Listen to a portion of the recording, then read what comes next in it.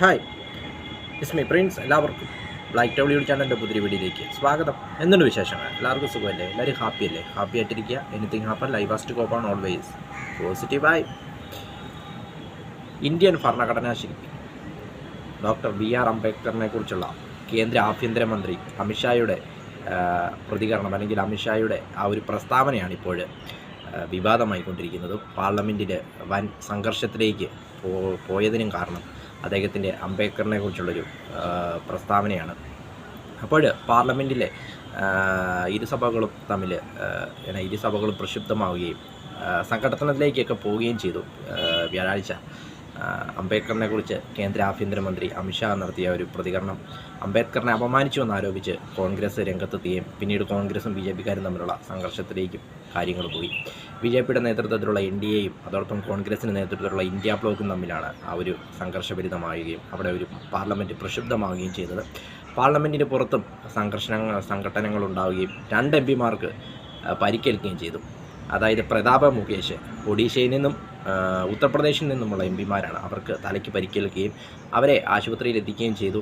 അപ്പോൾ അതിൽ മുകേഷ് ആശുപത്രിയിലെത്തുമ്പോൾ ബോധരഹിതനായി എന്നൊക്കെയാണ് ദേശീയ മാധ്യമങ്ങൾ റിപ്പോർട്ട് ചെയ്യുന്നതും അവിടെ നിന്ന് വരുന്ന റിപ്പോർട്ടുകളും. ഏതായാലും പാർലമെൻറ്റ് വൻ പ്രക്ഷുബ്ധമാവുകയും ഈ ഒരു കാര്യത്തിൽ അംബേദ്കറിനെ ഇൻസൾട്ട് ചെയ്തു എന്നുള്ളൊരു കാര്യത്തിലാണ് ഇത്രയും വലിയ പ്രശ്നങ്ങൾ അവിടെ ഉണ്ടായത്. അതായത് അമിത്ഷാ പറഞ്ഞത് ഇപ്രകാരമാണ്: അംബേദ്കർ എന്നത് ഒരു ഫാഷനാണ്. അതോടൊപ്പം അംബേദ്കർ എന്ന് പലതവണ വിളിച്ചിരുന്നെങ്കിൽ, അല്ലെങ്കിൽ പലതവണ ഉച്ചരിച്ചിരുന്നെങ്കിൽ അവർക്ക് സ്വർഗരാജ്യം ലഭിക്കുമായിരുന്നു.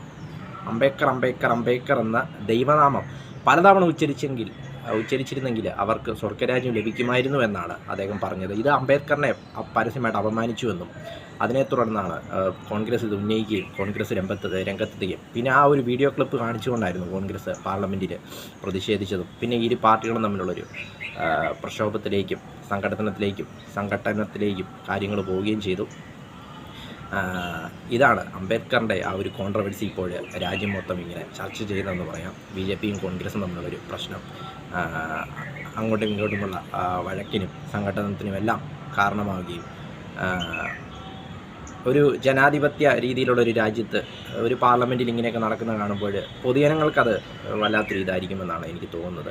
കാരണം ഒരു ഇന്ത്യൻ ഭരണഘടനാ ശില്പിയെ, അല്ലെങ്കിൽ നമ്മുടെ രാജ്യത്തിൻ്റെ ഭരണഘടന തയ്യാറാക്കിയ ഒരാളെക്കുറിച്ച് ഇങ്ങനെയൊക്കെ ഇൻസൾട്ട് ചെയ്യുന്നതെന്ന് പറയുമ്പോൾ കോൺഗ്രസ് ഇത് ആരോപിക്കുന്നത്, അതായത് അദാനി പ്രശ്നത്തെ മറയ്ക്കുവാനായിട്ട്, അല്ലെങ്കിൽ അദാനി പ്രശ്നത്തെ നിന്നും ശ്രദ്ധ തിരിച്ചുവിടുവാനായിട്ട് അമിത്ഷാ മനഃപൂർവ്വം അംബേദ്കറിൻ്റെ ആ ഒരു വിഷയം എടുത്തിട്ടു എന്നാണ് കോൺഗ്രസ് ആരോപിക്കുന്നത്. കാരണം അദാനിയുടെ ആ ഒരു വിഷയം വൻ ഇഷ്യൂ ആയിട്ട് ഇങ്ങനെ ഉയർന്നു വന്നിരുന്നു. അപ്പോൾ അതിനെ മറയ്ക്കുവാനായിട്ട് അതിൽ BJPക്കുള്ള പങ്ക് വളരെ വലുതാണ്. അപ്പോൾ അതിനെ മറയ്ക്കുവാനായിട്ട്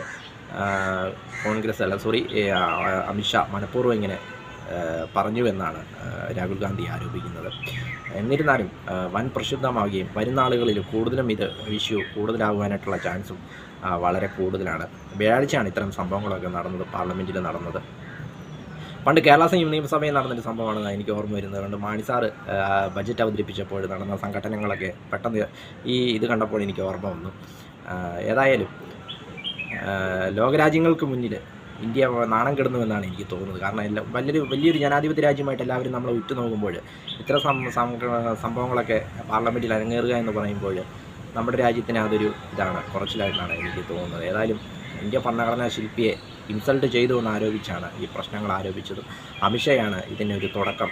അദ്ദേഹത്തിൻ്റെ വാക്കുകളാണ് ഈ പ്രശ്നങ്ങൾക്കെല്ലാം കാരണം. വീഡിയോ ഇഷ്ടപ്പെട്ടാൽ ലൈക്ക് ചെയ്യുക, ഷെയർ ചെയ്യുക, കമൻറ്റ് ചെയ്യുക, സബ്സ്ക്രൈബ് ചെയ്യുക. വീണ്ടും പുതിയ വീഡിയോയിൽ കാണാം. അതുവരെയും ടേക്ക് കെയർ, ബൈ.